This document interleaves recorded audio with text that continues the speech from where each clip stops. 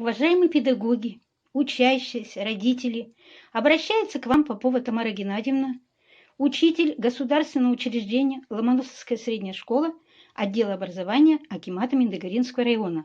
Стаж моей педагогической деятельности составляет 43 года. В связи со сложившейся непростой ситуацией по коронавирусу в мире, помните, наше здоровье в наших руках. Соблюдайте профилактические меры.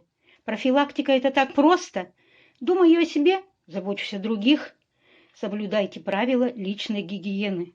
Чаще мойте руки с мылом, обрабатывайте их антисептиком, носите маски, меняйте их каждые 2-3 часа.